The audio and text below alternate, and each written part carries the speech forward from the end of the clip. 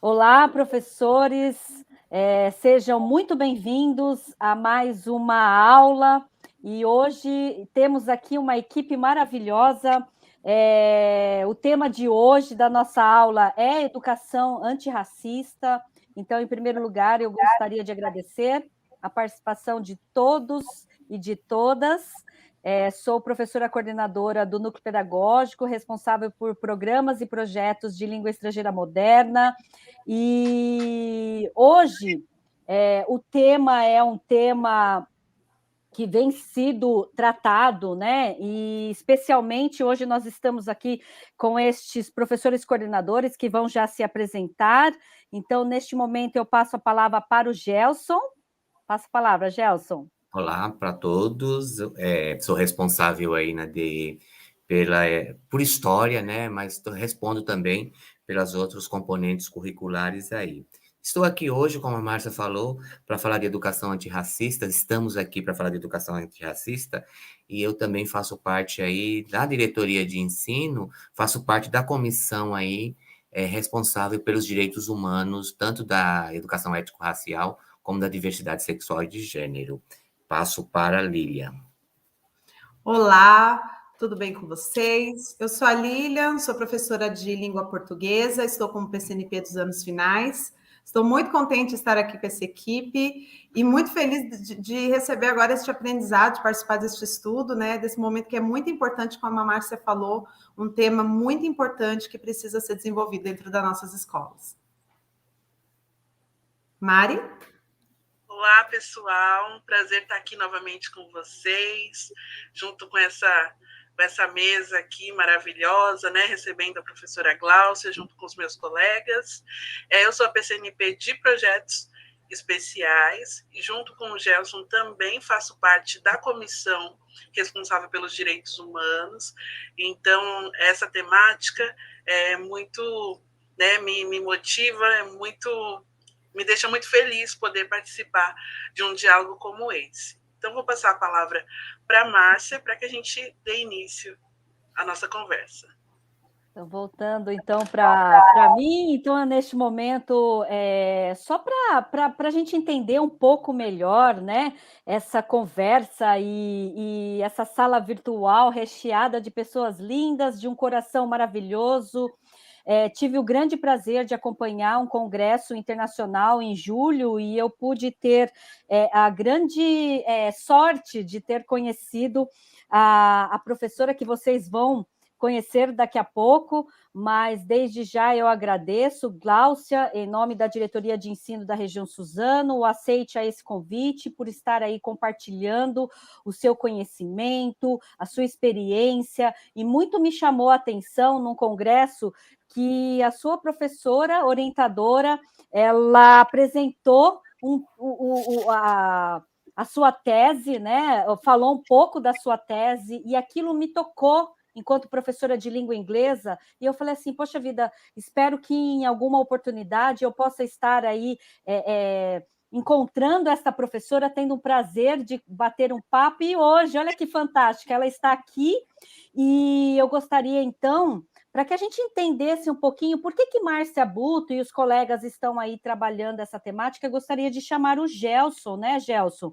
E o Gelson vai contextualizar um pouquinho desse trabalho que a Secretaria da Educação do Estado de São Paulo vem realizando em relação a essa temática. Então, passo a palavra para você, Gelson. Tá, então, Gláucia, eu vou contextualizar um pouco aqui quais são as ações da nossa secretaria com a educação antirracista. A secretaria tem um centro de inclusão que tem como o intuito garantir o direito à educação com qualidade e equidade, né? O objetivo desse centro é desenvolver materiais didáticos pedagógicos adequados para os estudantes das escolas indígenas e quilombolas.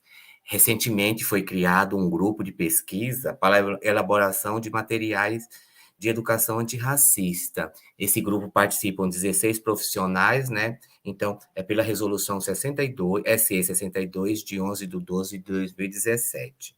Nós temos 2 documentos orientadores que embasam o trabalho dos profissionais da diretoria e das escolas. Um é de 2018, que estabelece na proposta da escola as ações que visam a dispositivos nas leis 10.639 de 2003 e 11.645 de 2008. O outro documento orientador de 2021, apoio às modalidades, ele exemplifica essa articulação da educação étnico-raciais com o currículo e o trabalho em todas as áreas do conhecimento, em todos os componentes. Então, desse documento orientador de 2021. A Secretaria também fez formação agora conosco do núcleo pedagógico, conosco, os formadores da DE, sobre educação antirracista, que foi agora no segundo semestre, né? Foram 2 dias, o dia 2 e o dia 3 de setembro. Fez formação aí para nós. Enviou também, já tinha um acervo de educação indígena e acervo de educação étnico-racial, mas agora também, no primeiro semestre também de 2021, ele enviou um acervo aí, mais livros para esse acervo, tanto para o professor quanto para os estudantes. E, por último, tem outras ações, mas eu coloquei essa. Nós temos um festival Afro Minuto, né? Em 2020, quem foi o escolhido para fazer vídeo foi o Milton Santos, e esse ano, 2021, é o Lima Barreto. Então, essas são algumas das ações, e no final, antes do final, eu vou te fazer uma pergunta sobre essas ações aqui da Secretaria. Passo a palavra. Professora, então, eu gostaria de agradecer, Gelson, então, por ter contextualizado esse momento, mas nós temos aí uma convidada especial, então, nesse momento, eu vou contar um pouquinho para vocês quem seria a professora Gláucia Moraes. Então, Gláucia da Silva Moraes Acioli de Lima, ela é conhecida como Gláucia Moraes, tem 33 anos, mãe solo de Ayla Lin, acabou de conquistar o título de mestra em Linguística Aplicada pelo Programa de Pós-Graduação em Letras da Universidade do Estado do Rio de Janeiro, especializada em metodologias do ensino de língua inglesa, graduada em Letras, Português e Inglês e pedagoga. Atualmente, a Gláucia é professora de inglês no programa bilíngue da Secretaria Municipal de Educação do Rio de Janeiro, no Complexo do Maré, na Escola Municipal Vereadora Marielle Franco, e também no Centro Integrado de Educação Pública, CIEP, Juscelino Kubitschek, em Manguinhos, com o Programa de Apoio aos Sistemas de Ensino ao Atendimento à Educação de Jovens e Adultos, que é o PEJA, e conselheira consultiva do British Council em projetos como o Steering Group para aprimoramento do ensino de inglês no Brasil, com expertise em educação e plurilingüe em comunidades em áreas conflagradas, na EJA, no ensino de aprendizagem de língua inglesa para minorias. Nossa, professora, eu estou encantada com a sua biodata. Parabéns, viu? Então, neste momento, eu passo a palavra aí para a nossa maravilhosa convidada especial, professora Gláucia. É com você, o palco virtual é seu, professora. Gratidão por esse momento, por apresentar um pouquinho da minha trajetória. É muito gratificante poder dividir, né, e saber que, né, eu soube desse, como você tinha dito, Márcia, dessa apresentação, né, minha orientadora Janaína, ela comentou, estava já na véspera, né, da defesa, praticamente, e aí eu fiquei muito feliz, as pessoas mandaram mensagem, né, e eu, até então eu não tinha ideia dos impactos que a pesquisa iria trazer em diferentes contextos, né, em diferentes regiões, né, do nosso país, né, e ao mesmo tempo é gratificante ouvir, né, das pessoas assim, nossa, eu me identifico na sua história, eu me vi dentro da sua história, da sua trajetória, né, e ao mesmo tempo perceber, né, que a academia em si, ela começou a abrir, né, os ouvidos para poder ter, digamos assim, entender todo o contexto, né? Não é a pesquisa só pela pesquisa, mas sim existe uma bagagem ali atrás dessa pesquisa, existe uma história de lutas, de dores, né, de alegrias, e isso também precisa ser considerado não só para o acadêmico em si, mas para esse aluno, que a gente também está ali no chão de sala, no dia a dia, né? Da mesma forma que eu preciso ter essa escuta ativa com ele também, né? O que tem, né, nessa bagagem desse aluno ali que está comigo no dia a dia, mesmo 2, 3 vezes na semana, algumas horas por dia, o que ele carrega, né? Quais são as motivações dele estar ali, né? Quais são as histórias, né, do contexto, não só atual, mas dos seus ancestrais, né? Que carga é essa que ele está trazendo e que traz impacto, sim, na nossa prática. Né? Então, para mim, está sendo, assim, dentro da minha pesquisa, não tem como não falar da educação antirracista, é um desdobramento, sim, é uma situação para todos, né, e todas, e está sendo um prazer, sim, trazer isso, poder contribuir de alguma forma para poder isso se multiplicar. Eu acho que essa é a ideia. Nossa, maravilhoso, maravilhoso, professora. Muito bom.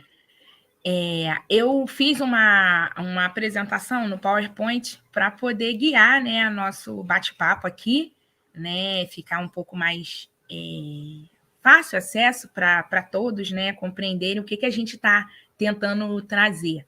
Então, deixa eu compartilhar aqui a tela com vocês. Janela.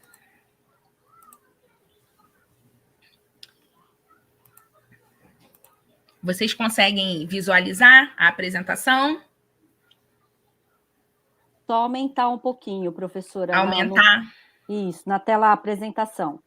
Ah, tá. Então, peraí. Calma aí. Só um minuto. Compartilhar a tela. Tela cheia. Deixa eu ver se foi agora. 100%.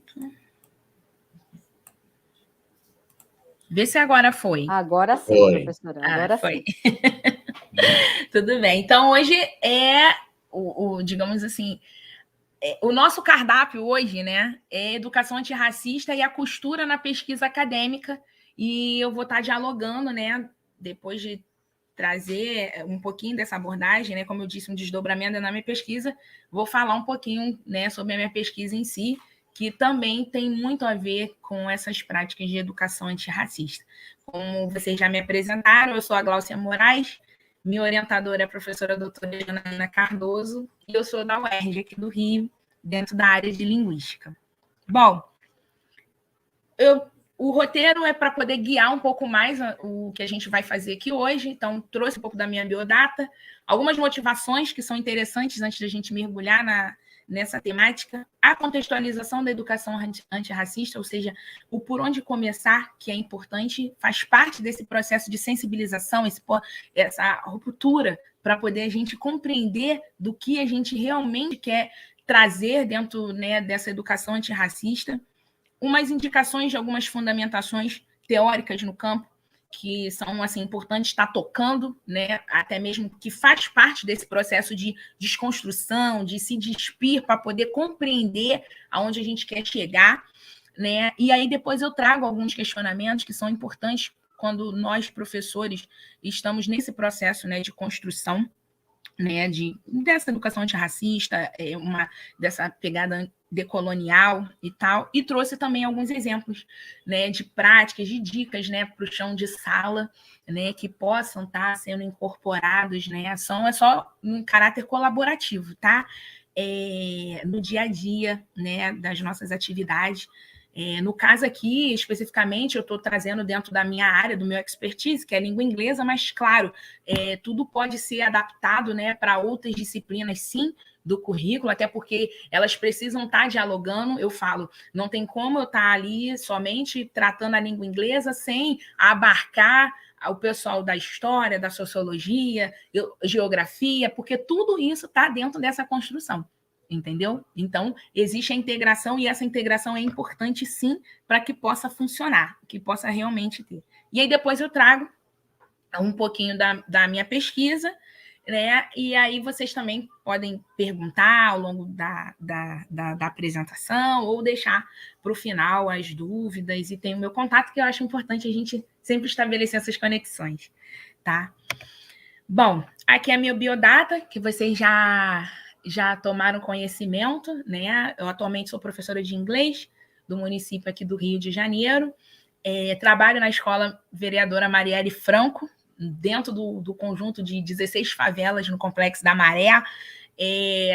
Acabei de me formar, né, pelo mestrado em Linguística, sou formada em Letras e Pedagogia, e também tenho a minha atuação com a educação de jovens e adultos no Manguinhos, né, à noite, né, e dentro de toda essa dinâmica aí, eu ainda exerço a minha função de mãe solo da minha pequena Ayla Lin, de 3 anos e 6 meses, que também entra nesse no meu caminhar, nessa minha trajetória, não só profissional, mas também acadêmica, né, da realidade de muitos lares hoje brasileiros, né, de mulheres que estão como chefe de família, né, e são responsáveis pela criação dos seus filhos. E precisam abarcá-los nesse movimento para ter a sua ascensão, não só profissional, mas acadêmica, mas conseguir ocupar espaços que antes, na verdade, ainda temos dificuldade de ingressar. E isso também, digamos, faz parte desse movimento de tratativas da educação antirracista.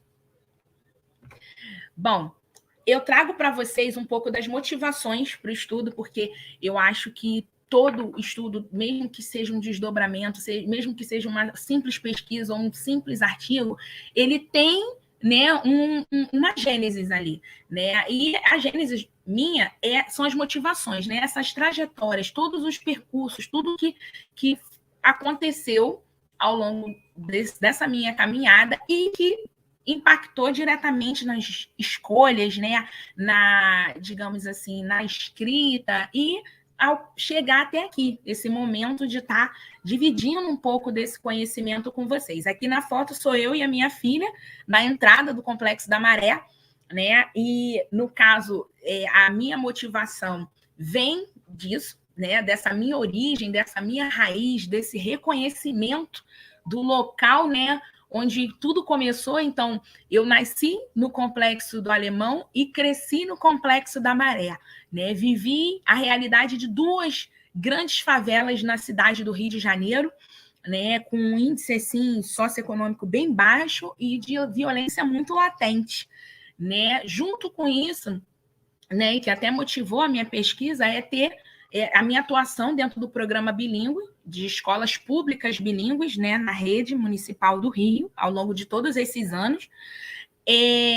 Trago também a questão do reconhecimento, né, da minha representatividade enquanto mulher preta dentro do ensino de língua inglesa, que no decorrer da nossa apresentação aqui hoje, vocês vão compreender o porquê ainda é assim, algo assim, surpreendente estar nesse ambiente, né, que ainda assim, majoritariamente é ocupado por pessoas brancas, né? Então ainda é difícil se manter nesse espaço, ainda temos muitas lutas, há muitas quebras aí para poder conseguir não só entrar, mas conseguir a manutenção de estar nesse ambiente, que é um grande ponto também dentro das nossas questões antirracistas, né?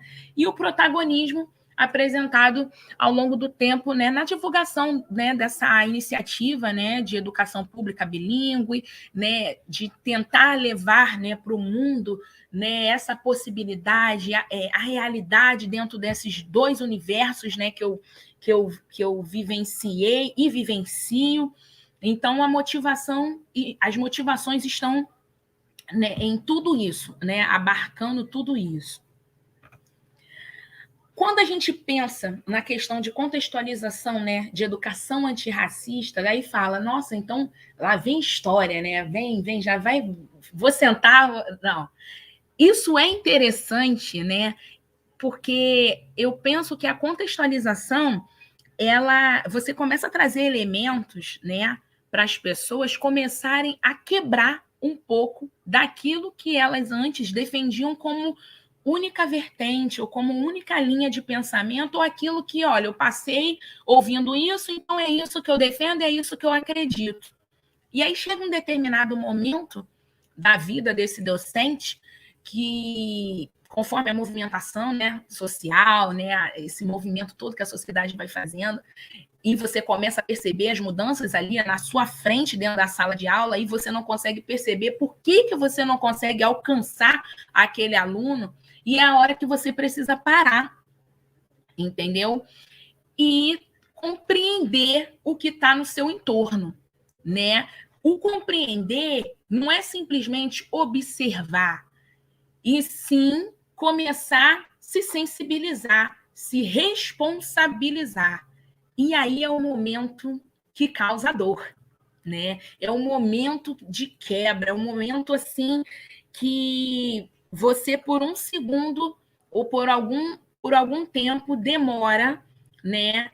E fica lutando contra aquilo que está latente na sua frente.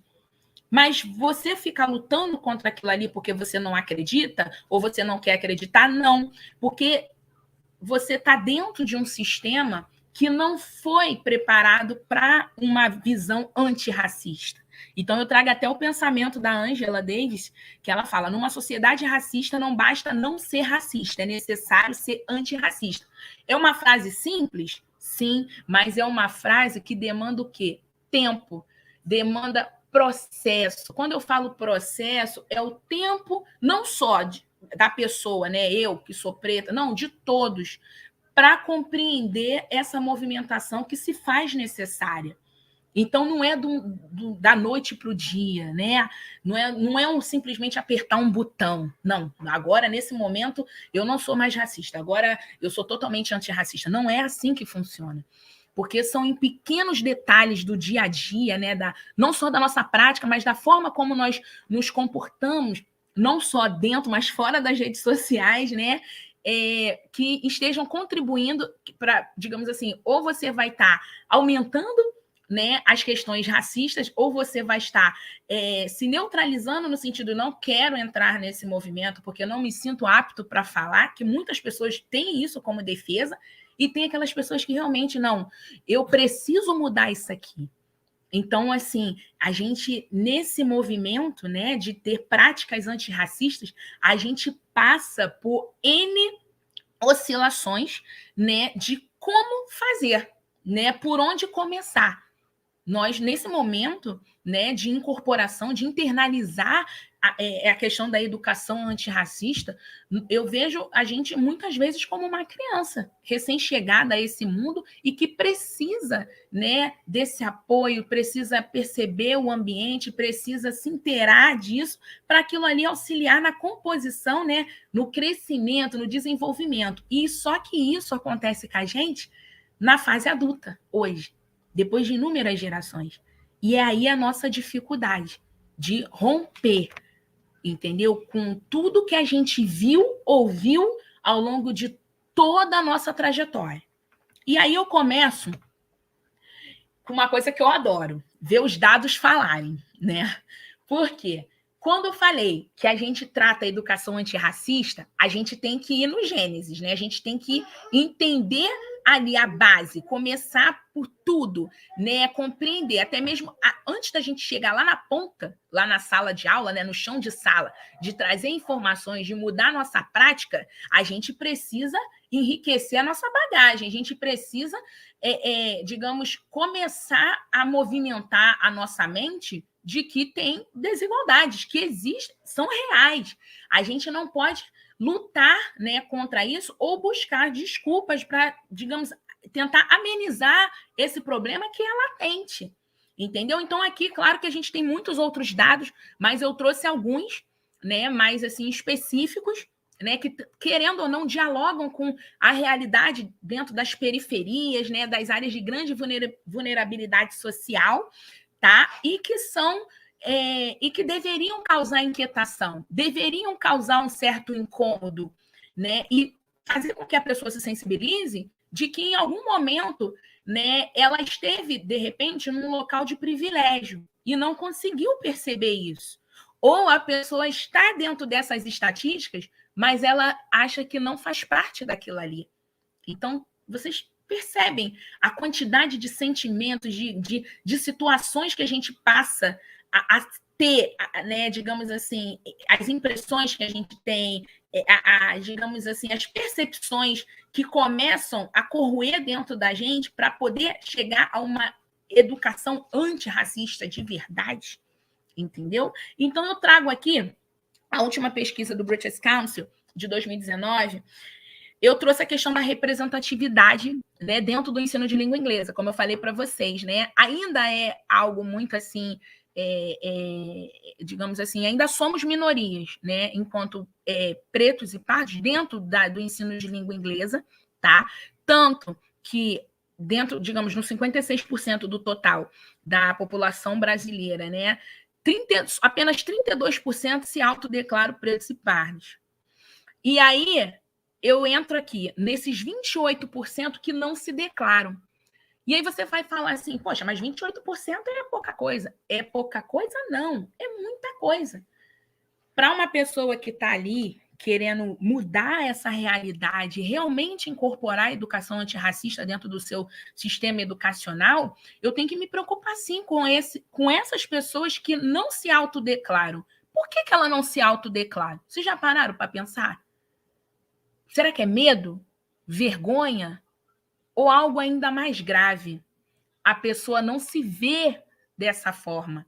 A pessoa não se enxerga dessa forma. E aí, a gente entra numa situação daquelas pessoas que foram educadas, que foram criadas num ambiente extremamente racista. Não, quando eu falo ambiente, não é só o universo escolar, não. São dentro dos seus lares, dentro daquele ambiente. A minha mãe precisava trabalhar na casa de pessoas, né? Esses são os relatos, né? Então, eu ouvi muita coisa que são práticas extremamente racistas. Mas de tanto estar naquele ambiente, às vezes a pessoa passa a acreditar que realmente ele seja tudo aquilo que relatavam, tudo aquilo que apontavam-lhe o dedo.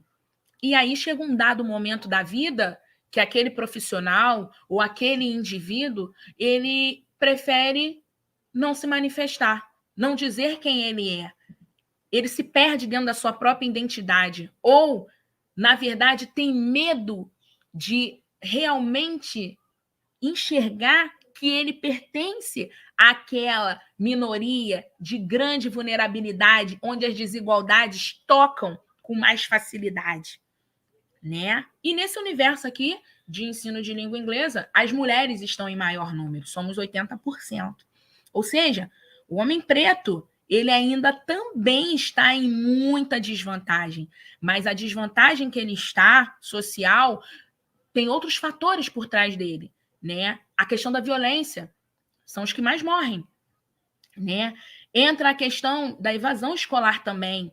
Por conta da violência também, acabam saindo das escolas, entendeu? Acabam não tendo, perdendo a oportunidade de estar frequentando, né? E poder se manter vivo pelo menos 10 minutos dentro de um dia, sem ser vítima da violência, de qualquer tipo de violência. Então, assim, são dados que chocam, mas que faz parte desse processo quando estamos pensando em educação antirracista. Eu preciso saber aonde eu estou tocando, aonde eu estou pisando. Que Brasil é esse que eu nunca consegui ver antes? Ou me apresentaram de uma outra forma, com outro olhar, entendeu? E aí eu entro na questão da escolaridade, né? As mulheres, né? Eu peguei aqui, digamos, o ponto dos dados em relação às mulheres acima de 25 anos. Vocês estão vendo que há diferenças. Enquanto a mulher branca ela consegue ficar 9 anos dentro do ensino formal, a mulher preta ela fica em média 7 anos. 7, vamos lá, 7, 8, né? Então, assim, essa diferença aí de 2 anos, né, para a gente pode ser muito pouco, mas na hora lá do mundo do trabalho, na hora de ingressar na universidade, né, nos altos estudos, né, na hora de ter as oportunidades, né, de ocupar os espaços, esses 2 anos que lhe foi tirado faz diferença.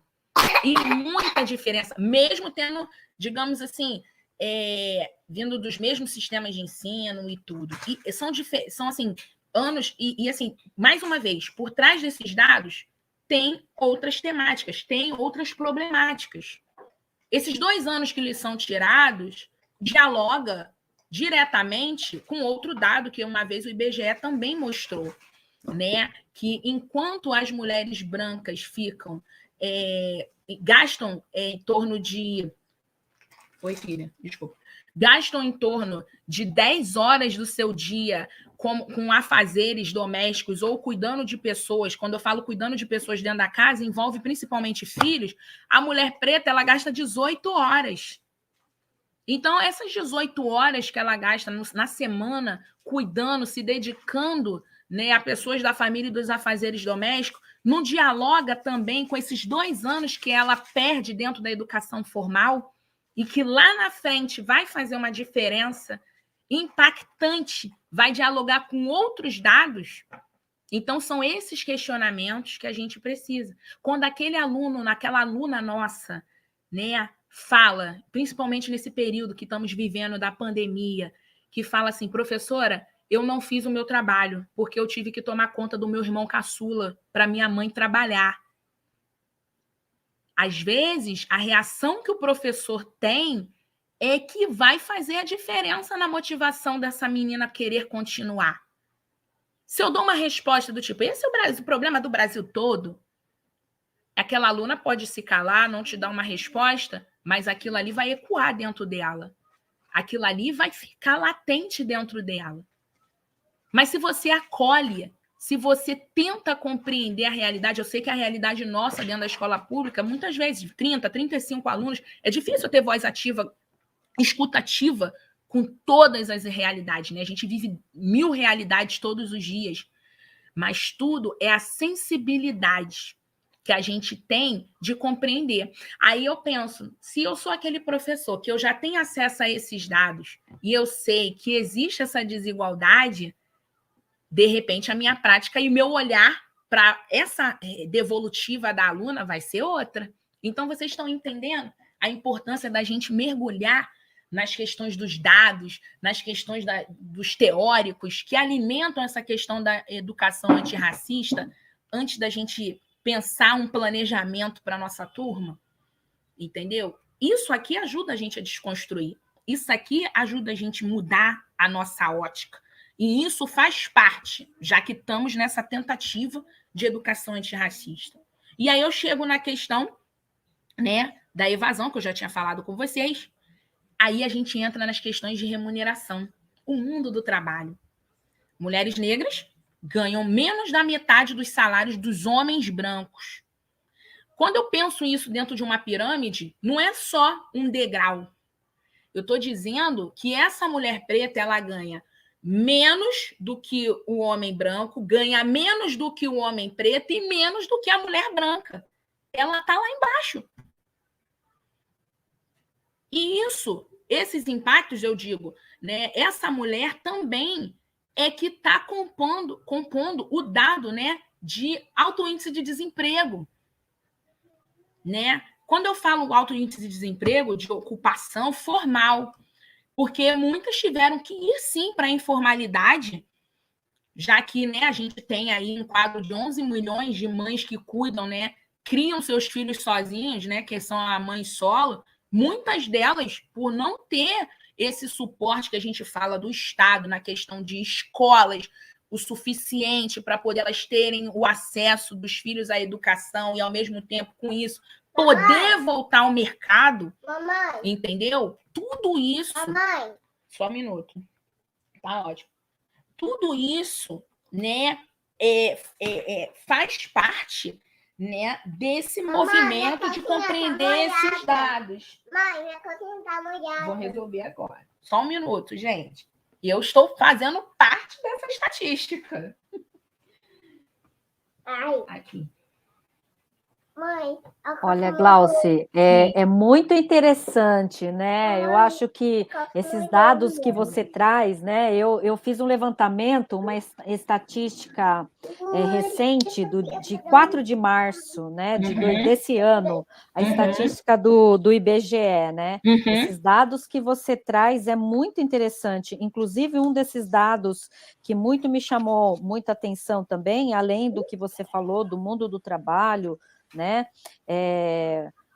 Tem um dado aqui que também me deixou, assim, como você diz, né? Traz essa realidade. Mulheres pretas e mulheres pardas encontram-se subrepresentadas entre as vereadoras eleitas, né? Sim. Olha, olha na política ainda, né? Então, é muito interessante quando você traz os dados da questão do próprio, quando você trouxe no início, né, a questão que fala sobre se autodeclarar, né?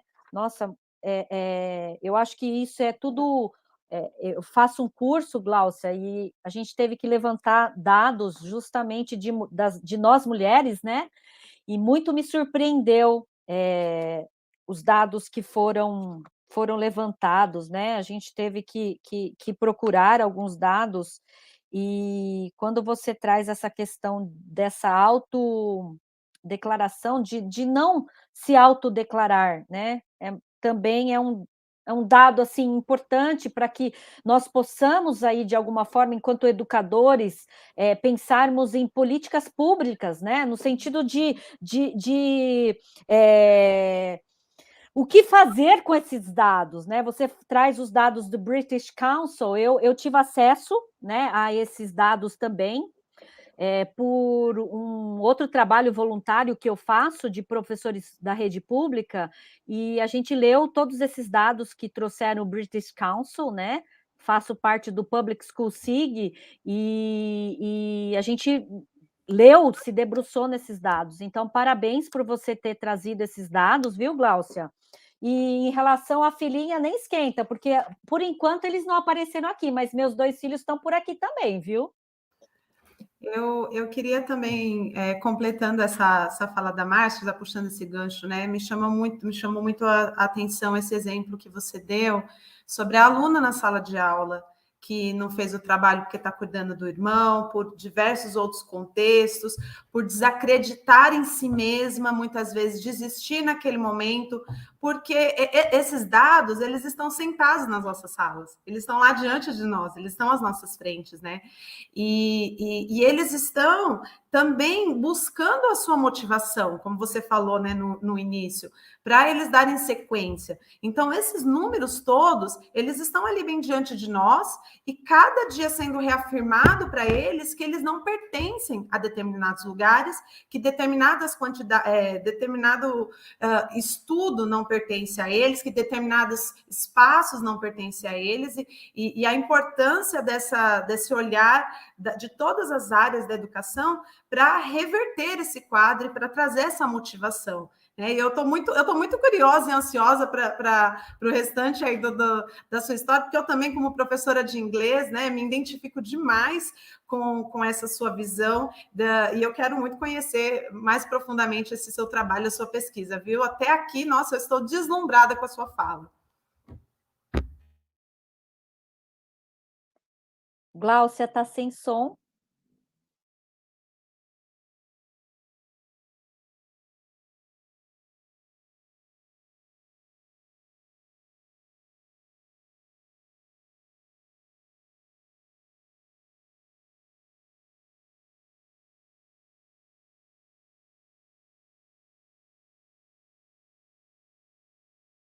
Tirou o som.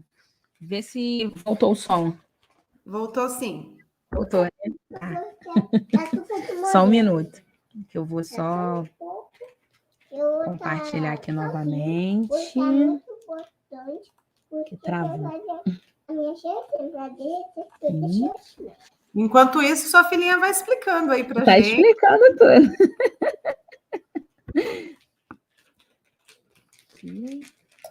Eu fui na casa da Diana e eu fui na casa da Diana. Vê se vocês estão conseguindo visualizar. Tá subindo, Gláucia. Tá subindo? Ele tá. Já está projetado. Já tá. Já tá. Beleza. Aí, junto, né, desse movimento, né, de educação antirracista, né, eu trouxe os dados.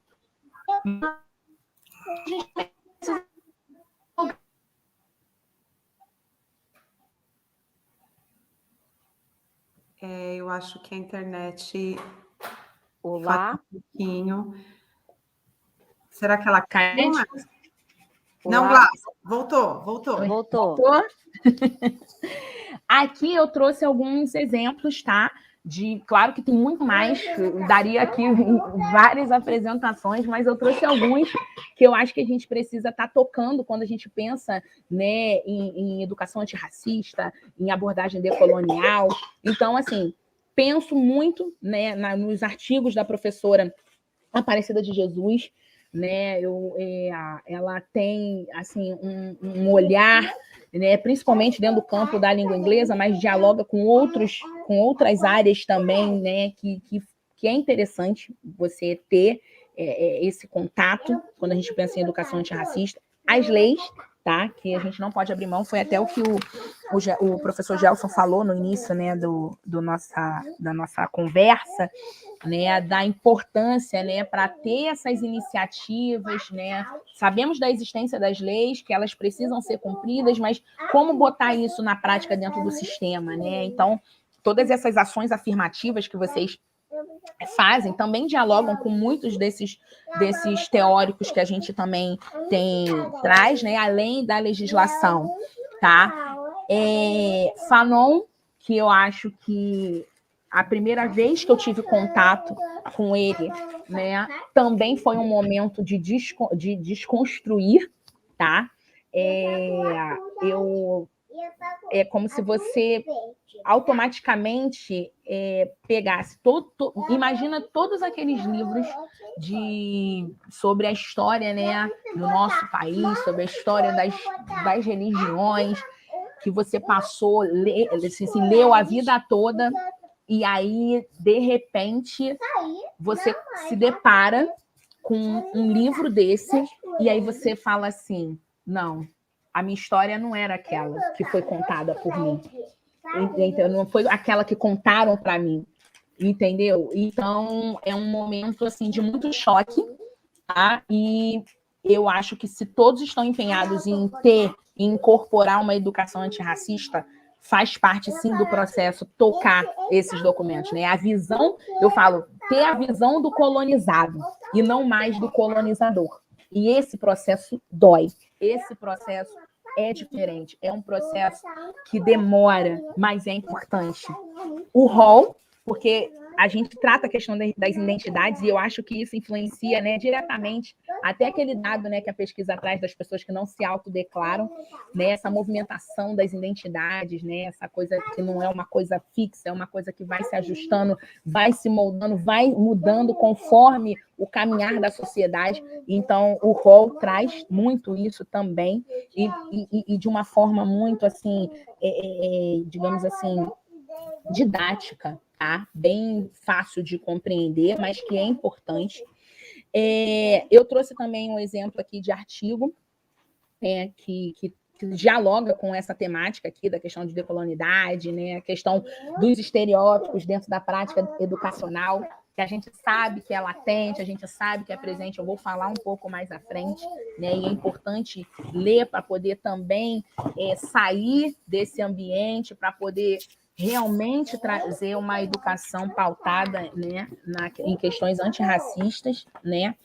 Trouxe também da professora da Vera Candor, que também é maravilhosa em termos de educação antirracista, eu também botei o link aqui do artigo dela, e a Bell Hooks, tá? Que ela também, eu falo que ela mexeu muito, né? Principalmente quando a gente pensa na nossa escrita, né, acadêmica, né? Como a gente leva as coisas para a academia, né? Até então achávamos que a nossa trajetória não poderia ser considerada quando pensamos, né, em pesquisa, e aí a Hooks, ela mostra para a gente que a gente pode sim considerar isso, que isso também faz parte, né, da nossa teorização, entendeu? Então, eu trouxe alguns, né, só para a gente ter aqui, mas se precisar de mais, eu estou à disposição, tem um acervo aqui.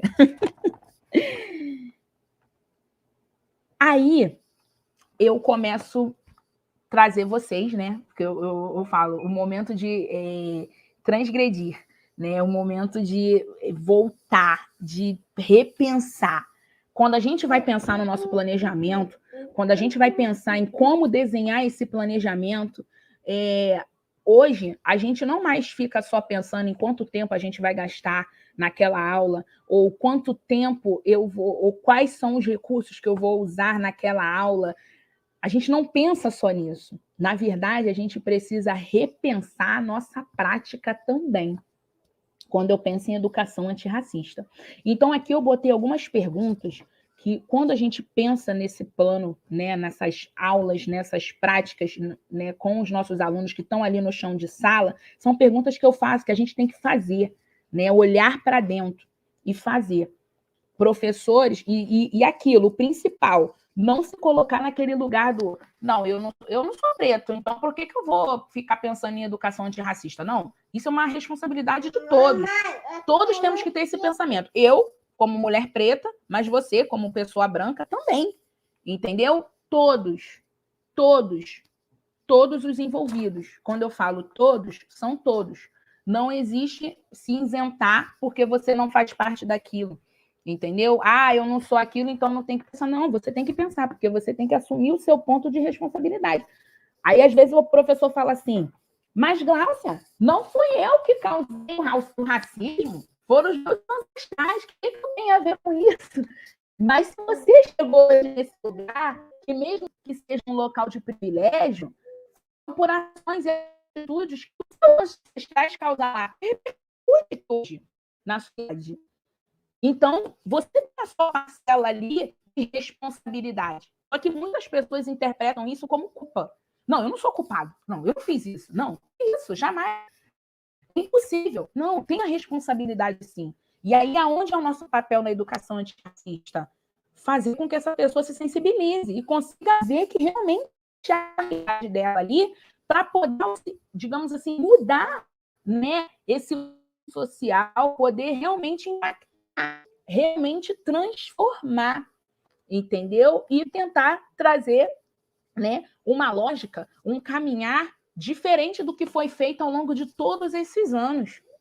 E aí, quando eu estou lá montando o meu plano, eu tenho que pensar, você já repensou a sua prática ao longo do tempo em chão de sala? Sabe aquele momento que você senta e você tenta lembrar de todos os alunos que passaram na sua vida, de todas as turmas que você pegou, de todos os ambientes, às vezes, com vulnerabilidade social ou não, que você passou, e aí você começa a raciocinar, poxa, aquela escola que eu dei aula lá na periferia, eu tinha uma turma, nossa, que turma, e aí você começa a lembrar dos rostos daqueles alunos, das palavras que muitas vezes você falou para aquele aluno, sem sentir, sem perceber, ou só para poder afastar ele naquele momento, já que você estava se sentindo incomodado com o que ele fazia na sala, mas que aquilo ali repercute na vida dele, traz impacto na vida dele.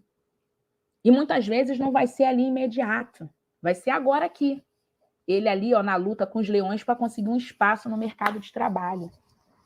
Entendeu? E aí eu pergunto, faz sentido para você desconstruir? Quando eu pergunto isso, ou quando eu faço essa pergunta para mim, significa que eu estou no ponto de querer me sensibilizar, de querer, não é viver, me colocar ali, ó, na mesma situação que o outro. Não é isso. Ah, hoje eu vou viver a realidade de um aluno preto de periferia. Não é isso.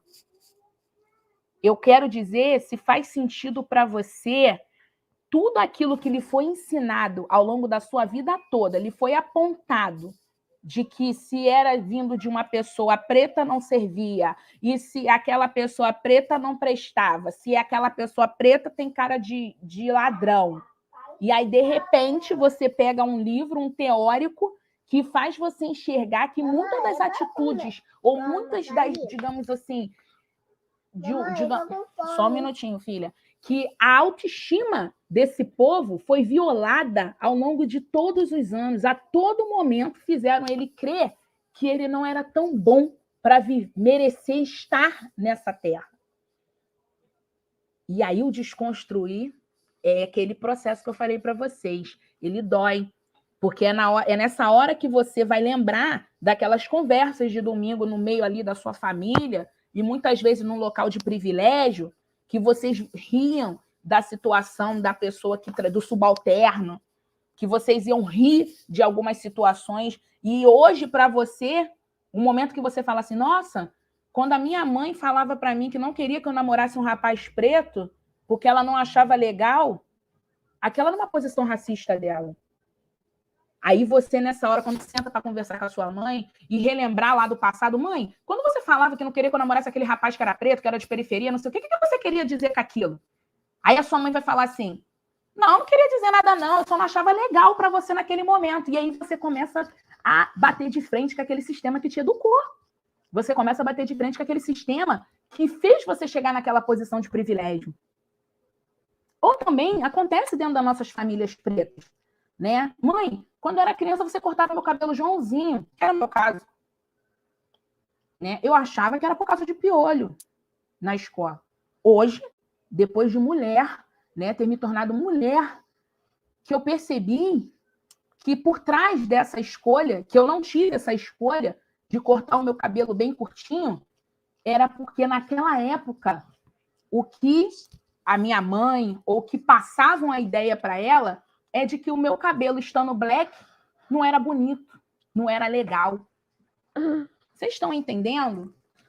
Isso é desconstruir. E aí é a hora que você para por um segundo, por um momento, e aí você começa a se questionar. E aí você começa a querer perceber que não quer mais fazer aquilo, não quer que isso se repita para as próximas gerações. E é aí que você começa a ter a sensibilização de uma educação antirracista. E aí, quando eu pergunto, você consegue atuar numa educação antirracista ainda com resíduos de uma educação racista? Muitos de vocês vão falar, sim, eu consigo. Natural, para mim é mole. Isso não me tocou. Não aconteceu comigo, aconteceu com um colega meu, que eu soube lá distante, mas nunca percebi. É difícil, porque nós, até nós, pessoas, né, pretas, fomos educados num sistema racista. Entendeu? Para eu aceitar que a minha pele era bonita, que a minha cor era bonita, que o meu cabelo é bonito, que eu posso usar um batom vermelho sim, que eu posso usar a roupa com uma cor que eu quiser, né? A questão da autoestima, a questão de trabalhar o empoderamento, foi um processo. Só que isso não aconteceu na minha adolescência. Isso aconteceu depois dos meus 25 anos de idade. Entendeu? Então, assim, é difícil. É um processo difícil, não é fácil. Então, essa iniciativa, né, que a secretaria que vocês estão atuando, está fazendo, esses movimentos, esses workshops, essas atividades, esse momento aqui que nós estamos, faz parte desse processo. E vocês precisam agarrar isso com unhas e dentes, entendeu? Para que isso aconteça, para que isso se torne real. Só um minuto, gente. Um minutinho. Eu queria aproveitar essa fala da Gláucia para fazer também uma contribuição. É muito interessante isso que ela diz, né, da autoestima, o quanto é sabotada ao longo dos séculos, né, da população preta. E aí ela trouxe os exemplos da estética, mas nós podemos notar que de alguns anos para cá, muitos avanços vêm acontecendo nesse sentido, né, de empoderamento estético mesmo das pessoas pretas. E esse trabalho, ela estava no início falando dessa conquista, né, de defender a dissertação de mestrado, esse trabalho com as escolas bilíngues, que ela desenvolve pesquisa sobre também, o nosso acervo da educação antirracista, enfim, a nossa prática com uma nova reflexão e percorrendo essa trajetória que a Gláucia sugere para a gente, ela vem num sentido de transformar a questão intelectual, para dar essa autoestima intelectual que também nos foi roubada. Assim como esse direito, né, de nos sentir bonita e dessa estética valorizada, e a imagem sempre associada, né, ao ruim, ao feio, ao criminoso e etc. Então, a importância, né, muito importante a gente refletir o quanto essa educação antirracista, ela quebra a lógica desse sistema, devolvendo essa autoestima intelectual para a criança negra e para a criança branca, que também tem o direito de ter essa educação antirracista, ampliando o seu olhar, ampliando o seu repertório, possibilitando, né, o respeito, e, enfim, e assim avançando também para uma sociedade que é a ideal ainda, né? Está ainda muito distante, mas são esses passos que vão fazer a diferença. Então, era essa a minha contribuição.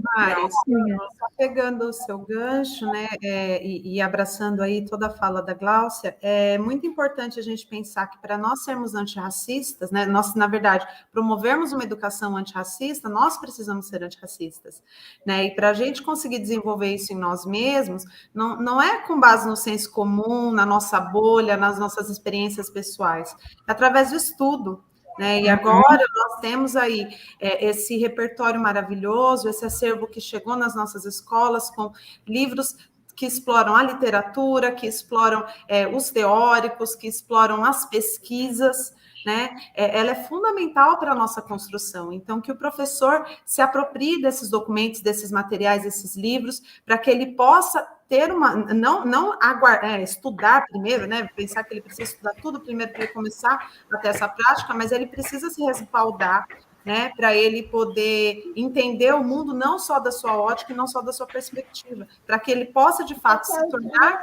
alguém que combate o racismo, né? E que promove uma educação antirracista. Queria fazer uma pergunta para a Gláucia. Posso, claro, Gláucia? Pode, à vontade. Assim, você está falando dessa formação, e essa formação é muito importante, que na escola seja uma formação que pense num coletivo, mas eu vou voltar um pouco atrás quando você fala que muitos professores não querem entrar nesse movimento, eu não tenho uma formação inicial eu não tenho uma formação, eu não recebi uma formação em loco para trabalhar. Eu queria perguntar para você o seguinte, nós nos formamos no caminho, andando, correndo.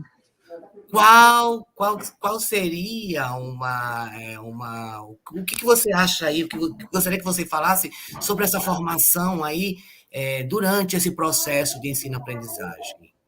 Claro. Então, a gente, como eu falei, para entrar nessa questão de educação antirracista, a gente quebra muitas coisas dentro do sistema. Esse é o primeiro ponto, né? A gente tem a questão da formação dentro da universidade, que a gente sabe que trazer essa visão decolonial, essas coisas, vai quebrar muita coisa. Algumas universidades já começaram esse movimento, mas ainda, né, é um processo, né? Mas até porque boa parte de nós já estamos na frente da sala, então, na verdade, a gente não tem como voltar lá na nossa graduação e falar, né? Não, tudo aquilo que eu construí na graduação, apaga, vamos começar daqui para frente. Não, pelo contrário, a gente vai considerar aquilo ali e, a partir daquilo ali, a gente vai trazer essas novas construções, repensar aquilo que nos foi passado, mas tentar ajustar, tentar consertar para não trazer maiores prejuízos lá na frente para as próximas gerações, né? Uma coisa que eu defendo bastante é a educação antirracista dentro da formação dos professores de forma contínua, né? E também em serviço, que é a grande questão que a gente tem hoje. Hoje, eu não consigo tirar aquele professor de sala de aula para ele ter uma formação continuada em serviço. Geralmente, o que desmotiva muito desses professores em buscar também, né, para poder se apropriar, para poder tentar promover essa mudança, é porque a carga horária de trabalho, né, dele, muitas vezes o professor não tem apenas um vínculo, ele tem outros vínculos, não permite que ele mergulhe de uma forma bem aprofundada. Muitos sistemas não permitem o professor ter uma licença para estudar, para, digamos, olha, eu preciso ter uma pausa para poder me reinventar, para poder tentar novos olhares. Não permite. Por quê? Vai desfalcar alguma coisa. A gente tem um déficit também, né, nas questões das licenciaturas. Cada vez menos pessoas estão entrando nas nossas licenciaturas. Isso é um dado real e é um dado que dialoga com a nossa realidade, né, digamos, da falta de professores e tal. A gente sabe que os ambientes escolares, até mesmo para não atingir outras pontas, que é digamos assim, a diminuição do número de tempos desses alunos de acesso àquela determinada disciplina, dialoga diretamente com, de repente, não ter uma estratégia para substituir aquele professor enquanto ele está em formação em serviço. A gente sabe de todos esses problemas, de todas essas desigualdades que só vão esbarrando uma na outra, e quando vê, esse professor não consegue ter, digamos, essa formação como tem que ser. Porque a gente sabe, não vai ser 1, 2, 3, 4 encontros que vai resolver a nossa questão toda antirracista. Aquilo tem que ser contínuo, entendeu? Vai ser uma construção, aos poucos. E, claro, a prática desse professor, ou pelo menos ele conseguir reconhecer dentro da prática dele que ele precisa de mudanças, vai ser por meio de tudo isso que a gente está promovendo aqui, ele vai conseguir dialogar com o que ele está fazendo lá na sala.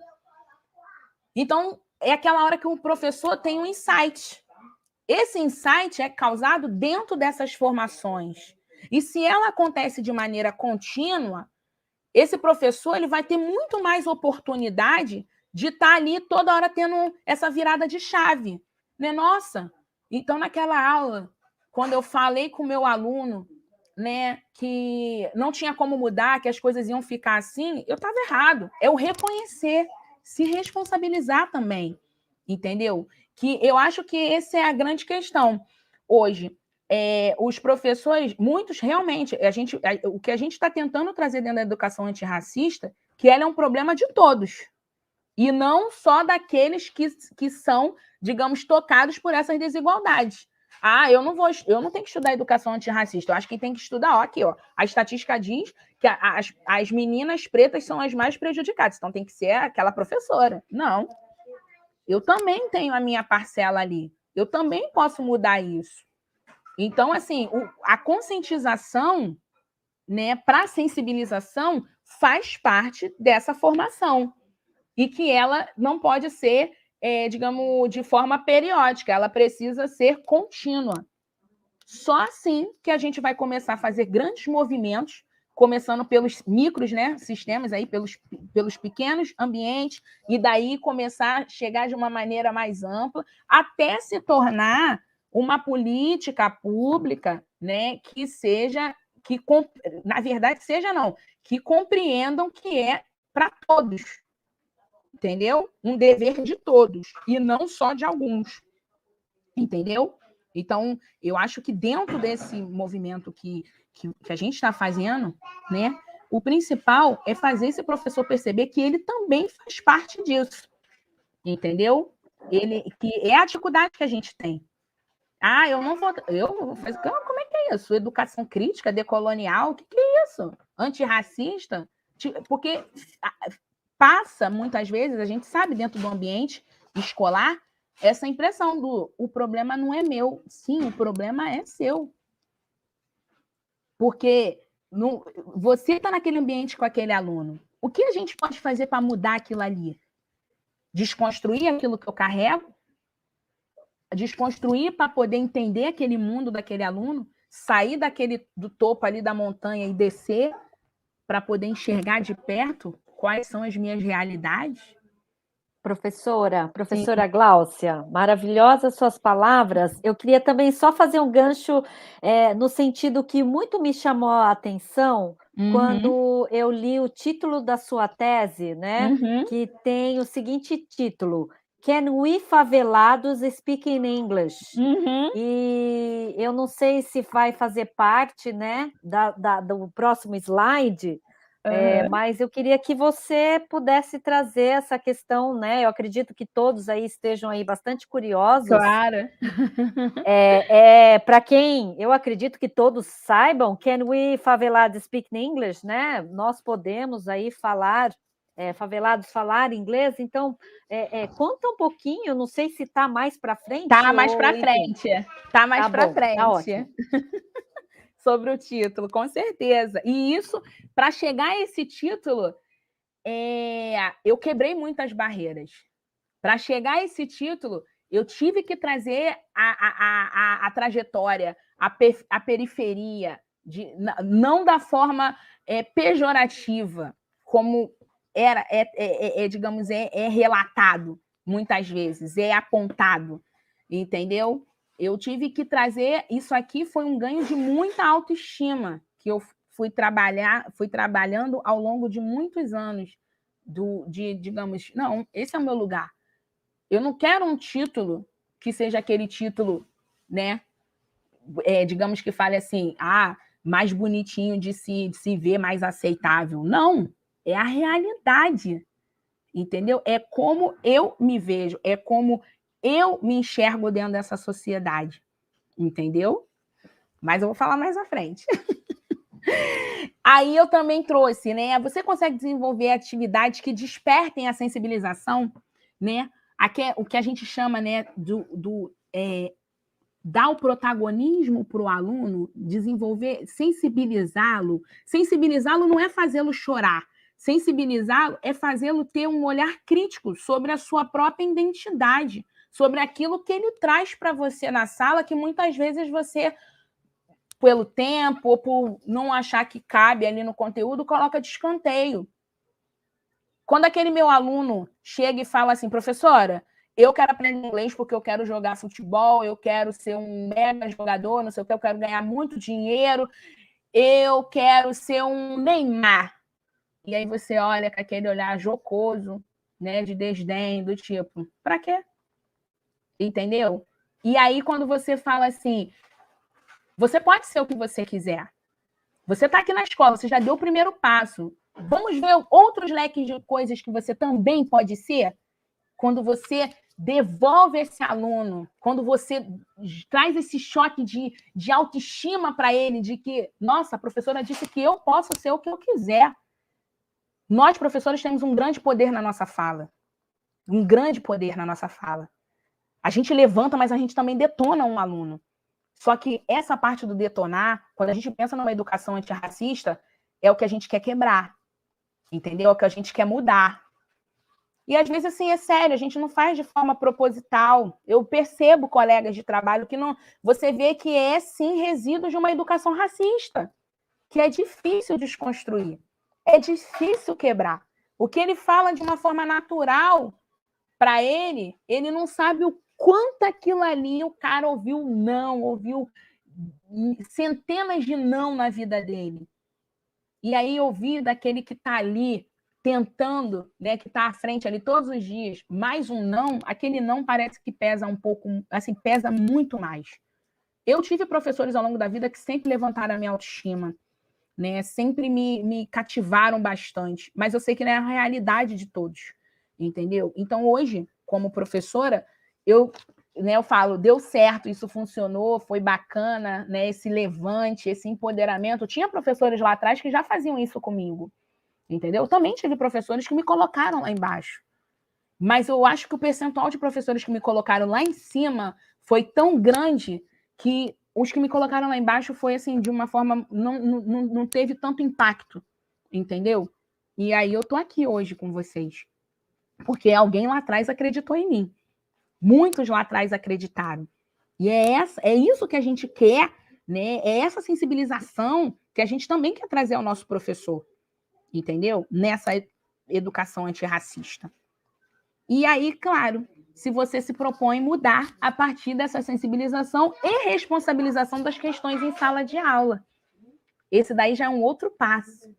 Todas essas perguntas aqui é o que vocês precisam se fazer também, né? É um momento mesmo de busca, de reconhecimento, de repensar, de perceber a nossa responsabilidade. Não estou dizendo que tudo é culpa do professor, não é isso não, gente. Pelo contrário, eu estou vendo ali as ações que a gente, mesmo ali no nosso trabalho de formiga todos os dias na escola, o quanto ali, naquela movimentação, mesmo que tímida, a gente pode estar mudando, né? A gente pode estar contribuindo e salvando muitas vidas. Entenderam? Eu posso só dar uma palavra? Claro. Bem rápido. E eu não quero me esquecer dela. Isso tudo que você disse precisa ser muito lembrado pelo professor agora nesse momento de retorno, né, da pandemia. Porque quem que são os nossos alunos que vão ser mais afetados? Quem vão ser os alunos que não estudaram porque não tiveram acesso ao celular, porque não tiveram que trabalhar, porque tiveram que cuidar dos irmãos?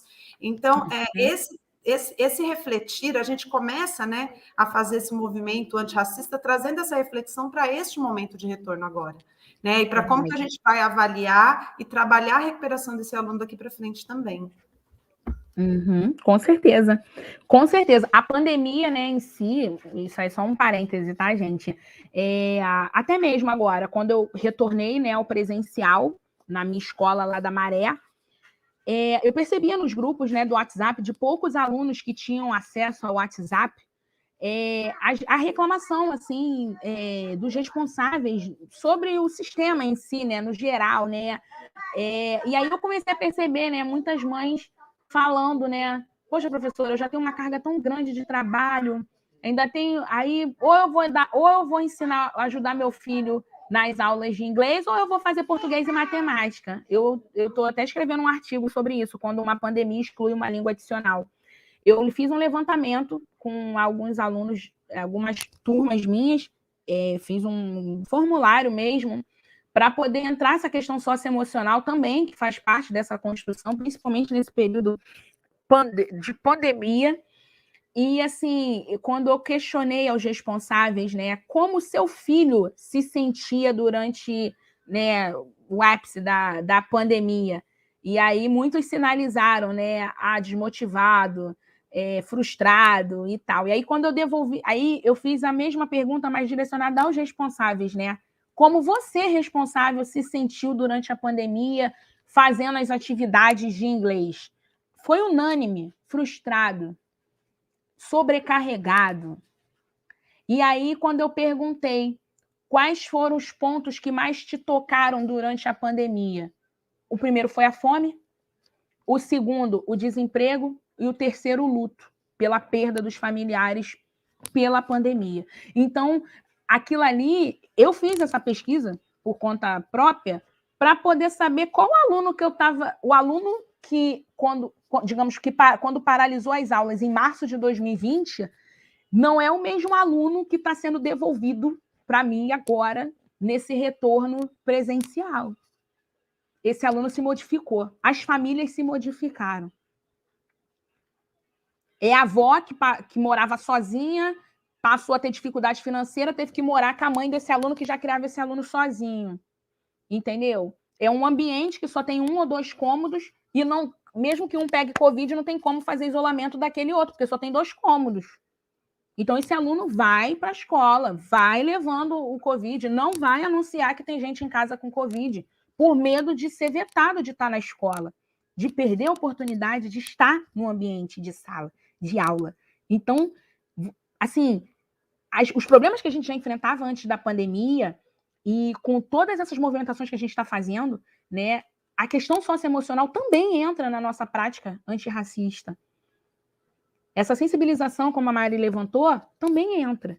Como esse aluno está chegando para a gente, né? Não vale a pena, de repente, fazer essa consulta a essas famílias antes de você pensar num planejamento de atividades para a turma? Entendeu?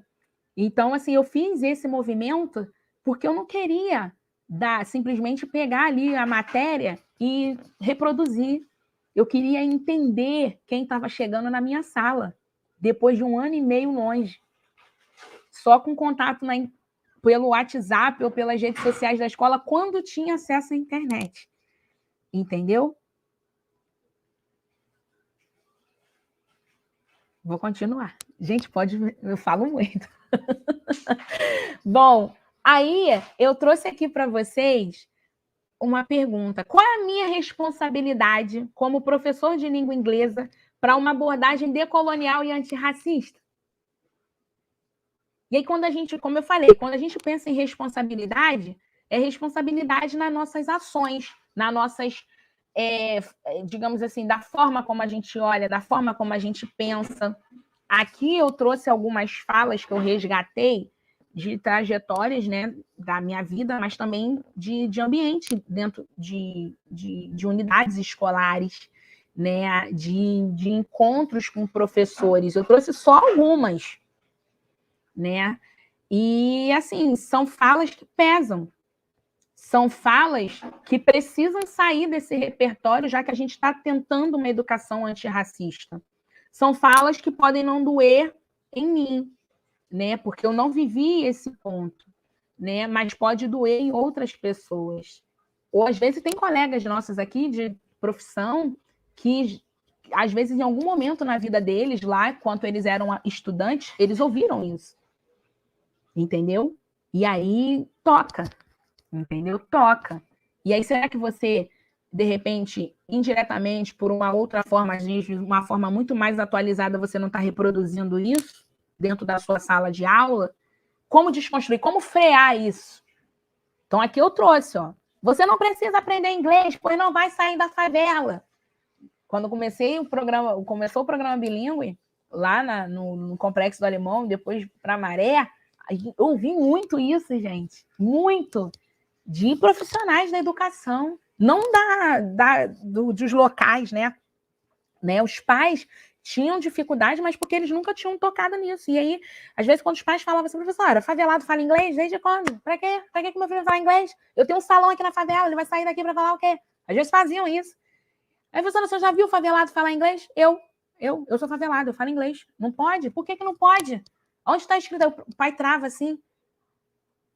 Professora? Então, eu quero que meu filho também tenha oportunidades. O pai muda, porque ele consegue ver exemplos ali dentro daquele espaço. Ele não te vê como um ser assim que não pode ser tocado, entendeu? Ele vê você ali próximo a ele, rente a ele ali. Né? Já ouvi também, ó, não existe racismo aqui no Brasil, só nos Estados Unidos, aqui é diferente. Já ouvi pessoas falarem isso. Ou então, se você não melhorar essa pronúncia, né, aquela coisa bem eurocentrada, né, você nunca vai para Disney, né? Isso também, né? São frases simples, mas que travam uma pessoa para uma vida inteira, entendeu? Na questão da autoestima, na autoconfiança, né? De poder ter também um amadurecimento da sua escrita, da sua forma de se expressar perante, né, a sociedade, por alguém lá atrás ter falado que não era possível, entendeu? Ou nos dias atuais, tem pessoas que ainda falam isso. Para crianças. Entendeu? Nossa, eu não imaginei que fosse você, pensei que fosse outra pessoa, que inglês bonito. Já passei por isso numa apresentação, gente. Já passei por isso. Né? Da pessoa assistir minha apresentação. Nossa, quando começou a apresentar seu currículo, eu achava que era outra pessoa. Aí muitas pessoas vão falar, não, mas isso não é racismo. Isso é racismo. Então, até mesmo para você identificar práticas racistas, você precisa compreender o que é o racismo, se sensibilizar para saber o que é. E aí é aquilo, ouvir da parte que sofreu aquilo, e não da parte né, do opressor. O opressor nunca vai contar de uma forma real, vai contar da forma que ameniza. E aí isso desqualifica a fala daquela outra pessoa que sofreu, e aí passa a achar que é natural. E aí não é justo com as nossas crianças, né? Essa geração agora, da minha filha e tal, que eu também faço questão, sim, que ela tenha uma educação antirracista, né? É difícil desconstruir, é difícil, porque são vários ambientes que frequenta, mas nem todos estão com essa visão, entendeu? Então é um processo. É um processo. Né? Aquele aluno é um preto inteligente. Muito aluno já ouviu isso. Né? É uma situação racista. Muitos não vão ver como... mas eu estou só dizendo que ele é bonito, né? Mas só estou sinalizando que ele é preto. Não. Aquele aluno, o João, dê nome a ele, identifique esse aluno, ele merece ter a sua identidade valorizada. Aquele meu aluno, João, ele é lindo. Por que eu vou salientar a cor dele? Porque não é bonito? E aí, quando você traz esses questionamentos, as pessoas ficam sem graça, né? Aí fica, não, mas eu não quis dizer isso, não, estava brincando. Né? É muito isso, né? Vocês agora devem estar assim, tentando lembrar, né? Nossa, será que eu passei por uma situação dessa? Não percebi?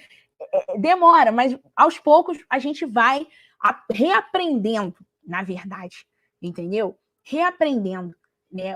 A forma de se posicionar, a forma de se dirigir às pessoas, né? É um processo, é um aprendizado. Né? Aquele aluno pretinho, até que ele consegue aprender inglês. Ou seja, você já parte do princípio que o cara não vai aprender. Isso é difícil.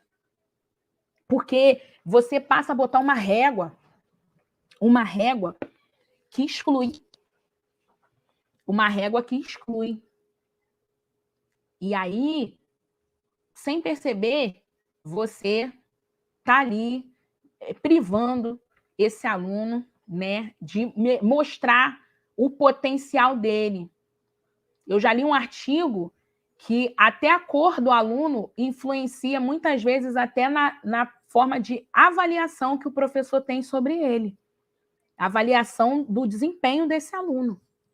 Isso aí é ainda mais grave. É ainda mais grave. E, ó, eu não sou racista. Eu tenho amigos que são negros. Quanta gente não já falou isso?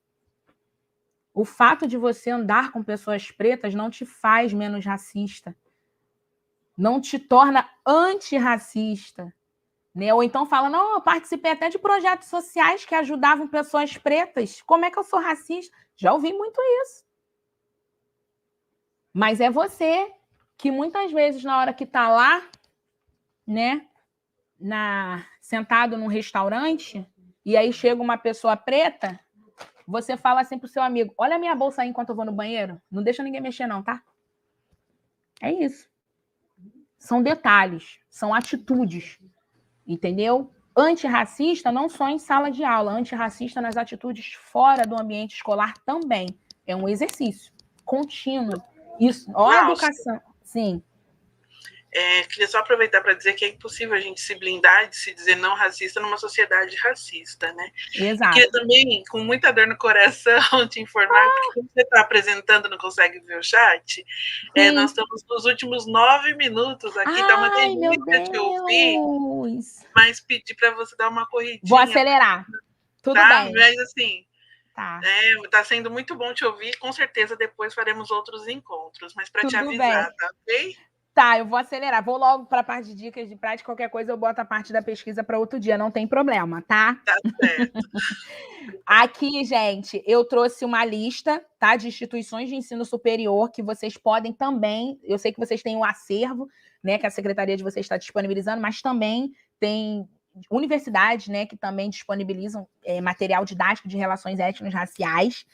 Botei o link aqui também de um artigo da professora Aparecida de Jesus, que ela traz exemplos de dicas de atividades que também possam ser trabalhadas nas aulas de língua inglesa.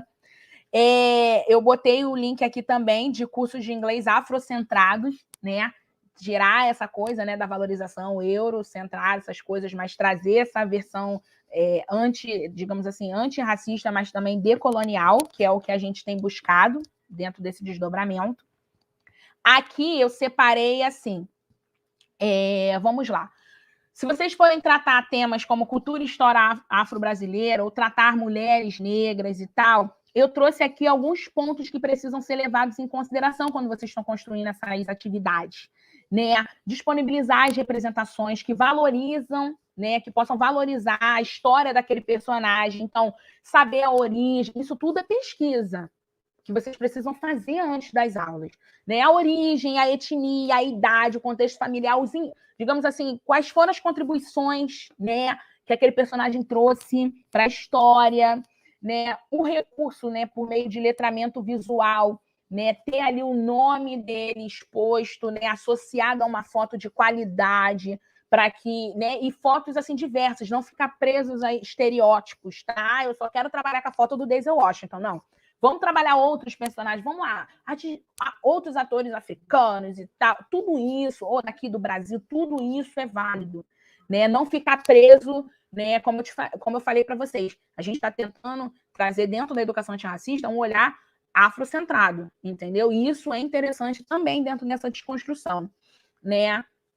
Como eu disse, ó, tá vendo? Não hipótese alguma fazer uso de estereótipos de enquadramento da mulher negra, da população negra no âmbito social, né? Exemplo, vai trabalhar uma personagem negra, evitar, eu só vou botar foto das mulheres negras no Carnaval do Brasil, no isso, naquilo, não. Bote elas na ciência, bote elas ali em outros locais, em outros universos, para mostrar um leque de possibilidades que elas também podem alcançar, né? Atente-se aos vocabulários, né? Como eu disse para vocês, eu botei um link aqui de como se fosse uma cartilha, né, que ajuda. Claro que tem muitas coisas, mas vocês podem se apoiar inicialmente, né, com falas, né, racistas que precisam ser tiradas do nosso dia a dia. Então, vou botar seu nome na lista negra. Não, que isso? Lista restrita. Né? Nesse período pandêmico, a gente ouviu muito isso por conta dos países, né, que vetaram o acesso de pessoas. Então, eu percebi até nos jornais, né, às vezes, a dificuldade da pessoa na hora de se expressar, você percebia que a pessoa ia falar lista negra e depois, não, lista vermelha ou restrita. Né? Tem dificuldade porque é uma coisa, infelizmente, culturalmente internalizado e é difícil desconstruir, mas está indo. Né? Denegrir por difamar, assim, lápis de cor de pele, não, é lápis bege ou cor, né, rosa claro. Tudo isso são desconstruções dentro da política antirracista.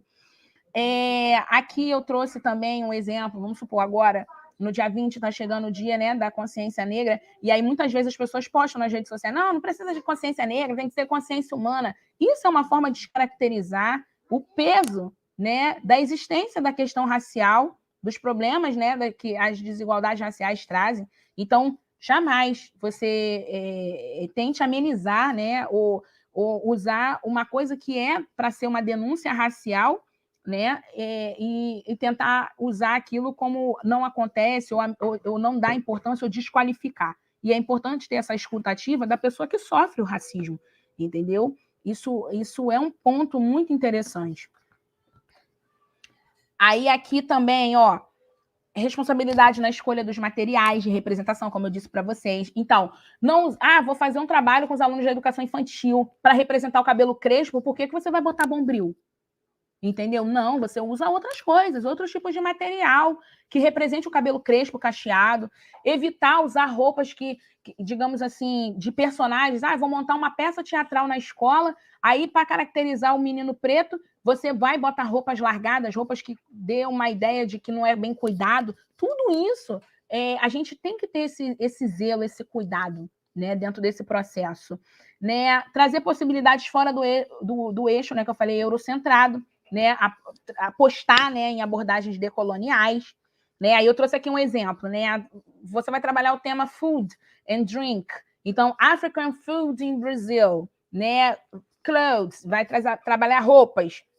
Um exemplo. Né? Estilos, né, de roupas, né, da África que você pode... Ou trazer exemplos de estilistas pretos, né? Tudo isso são assim, possibilidades. Claro que tem um leque assim, de coisas, eu trouxe só alguns exemplos. Eu trouxe aqui também um link do nosso coletivo Abdalá, aqui, que são práticas de professores, né, de movimento antirracista dentro da nossa rede, e lá a gente tem muitas práticas dentro das salas que os professores trazem de exemplo do que está sendo construído, do que está sendo movimentado, vale a pena a consulta. Né? E o que vocês estão fazendo aqui, que é apresentar iniciativas, políticas afirmativas para aumentar, né, essa equidade de oportunidades e diminuir essas tensões que a gente tem, que são causadas pela desigualdade. E eu trouxe também exemplos de valorização do território. Como você trabalha a questão de território com os alunos, né? A partir daquilo que é o local dele, entendeu? Então, trabalha a história de vida de indivíduos daquele local, né? Algum líder, digamos assim, comunitário, um professor que cresceu ali, um voluntário que ajudou no crescimento local, um político, trazer imagens dali da comunidade local, né? E permitir que esse aluno protagonize, né? E traga o que ele percebe, o que ele observa, tudo isso faz parte de uma educação antirracista. Né? Então, por exemplo, se você vai trabalhar places in the city, né, locais dali da cidade, por que não deixar o aluno trazer exemplos ali das praças que eles ficam brincando quando tem oportunidade, o hospital que atende a maioria da população ali daquele lugar, a padaria que é mais frequentada, né, os espaços que eles têm, né, possíveis ou não para entretenimento, tudo isso é válido. E, claro, né, tratar coisas que façam ele ter um olhar crítico sobre a sua própria realidade, onde, digamos assim, atividade que denuncia, às vezes, até o descaso, né, dali, né, do Estado, dentro daquele espaço periférico, que possa despertar o quê? A importância dele atuar digamos assim, como cidadão, para fazer valer aquilo ali, ou modificar aquele espaço, ou conscientizar na conservação daquele ambiente, para que aquilo possa servir para outras pessoas. Tudo isso a gente também trata dentro da educação antirracista.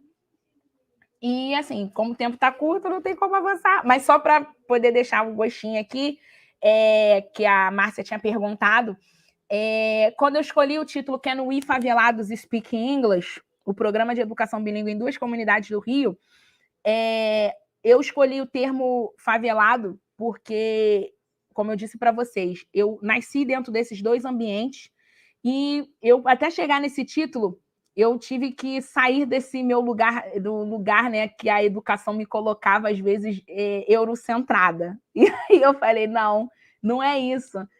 O título não está falando, não está passando o que eu quero falar, o que eu tenho a mostrar, que é a realidade. Tanto que dentro da minha dissertação, na parte que eu trago a história dessas favelas e tal, foi até o que a banca falou. A gente tem a sensação que você pegou a gente pela mão, de olho fechado, e fez a gente entrar dentro dessas 2 favelas, como se fosse um tour, mas um tour da realidade, daquilo que a gente não consegue ver daqui, exemplo das vias, né, onde passa de carro, que a gente não vê de dentro do ônibus, entendeu? Então, escolhi esse tema por isso, né, por tratar minhas origens, por ser a forma que eu me sinto confortável em estar trazendo a minha raiz, e também porque na pesquisa eu não sou apenas, digamos, a pesquisadora externa, eu estou dentro desse processo, né, de todo esse processo, e aí fazer essa movimentação de se distanciar,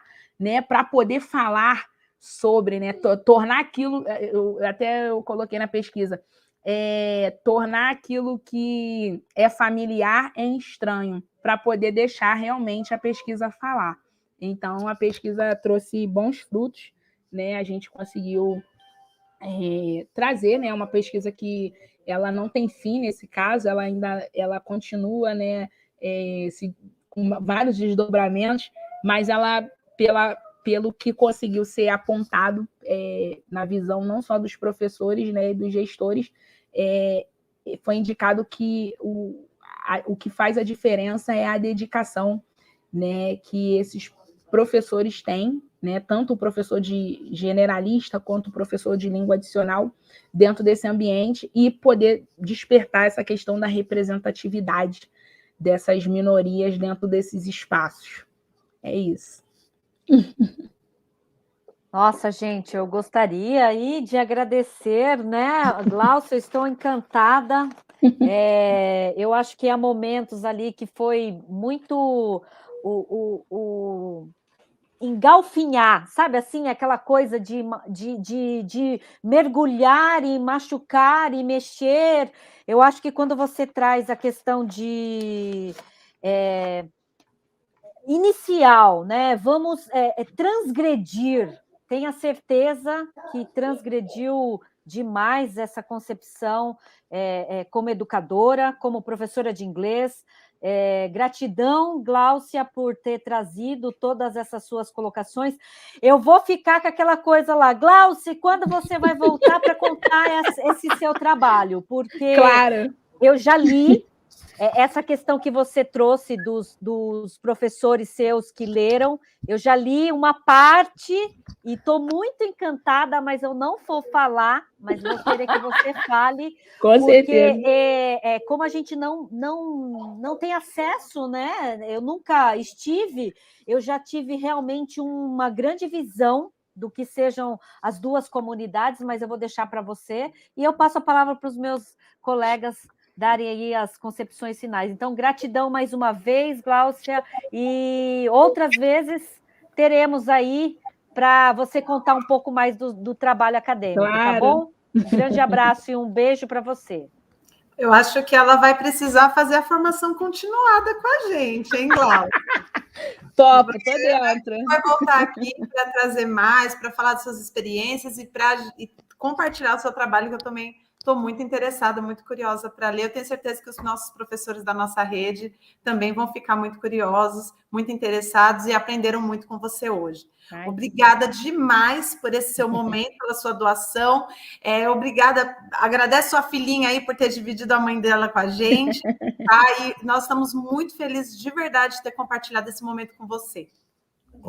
Gláucia, obrigado aí pela aula aí.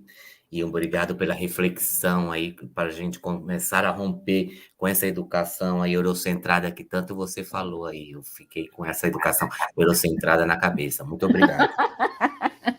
Eu que agradeço. Também gostaria de agradecer. Márcia, muito obrigada pela oportunidade de estar aqui dialogando com vocês. Glaucio, obrigada, né, por toda a sua partilha, seu conhecimento. Aos meus colegas também, né, sempre pela troca. E os professores que estão nos assistindo também, grande abraço. E o meu desejo é que, né, vocês estejam abertos para essas palavras, se deixem tocar e que a gente avance aí na construção de uma educação antirracista e superando todas essas desigualdades que nos afligem. Um abraço para todos. Gente, até mais. Obrigada. Obrigada. Depois dessas palavras lindas da Mari, então a gente encerra a aula de hoje, agradecendo mais uma vez. Professora, gratidão. Gratidão também. Espero poder contribuir cada vez